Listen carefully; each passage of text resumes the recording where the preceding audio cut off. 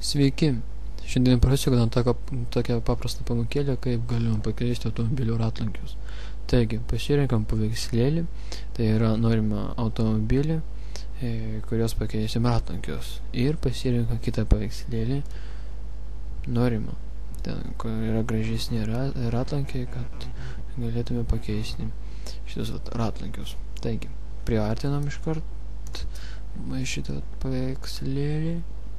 Ir pasirenkam dabar Magnetic Lasso Tool ir gražiai apvedžiojam. Taigi, dabar šitą ratlankę apvedėm,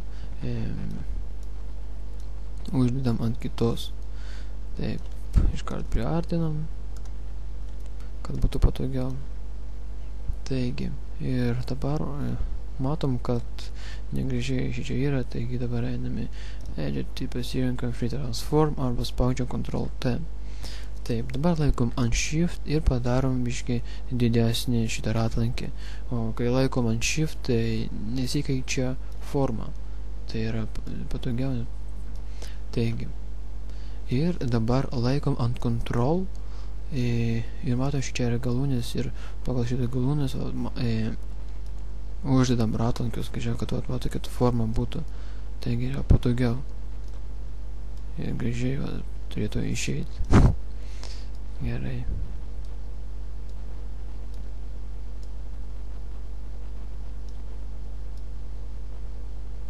Gerai, tai gal būna šitaip. Taip, matom. Taip, pažiūrėjom, kaip pas mus gavosi, taigi, gana neblogai išėjo. Taigi, dabar reikia pakeisti kitą ratlankę. Taigi, dabar šitą einam į Select ir Deselect arba spaudžiam Ctrl D.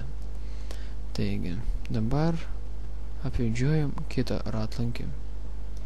Taigi, galim pasirinkti jau Polygonic Lasso Tool ir gražiai apvedžiojam.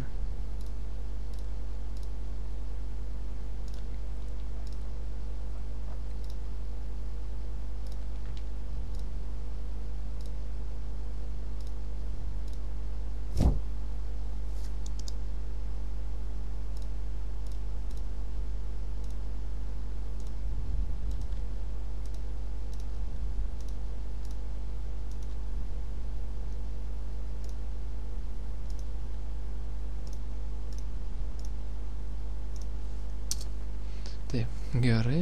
Dabar šitą ratlankį metame kitą paveikslėlį. Taigi norime. Taip, priartinam.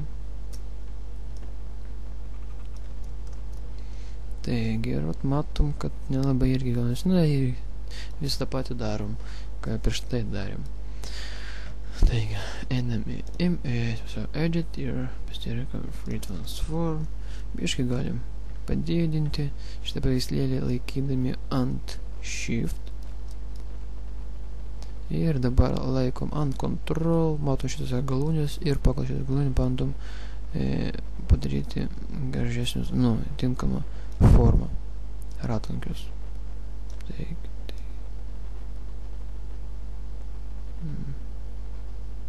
tai gal būnat šitaip. Gerai, spaudžiam. Gerai, ok.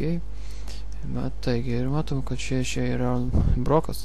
Taigi, pasirenkam Erase Tool, priartinam ir nesilpnu šituo Erase Tool trintuku, biškai nutrinam galūnės.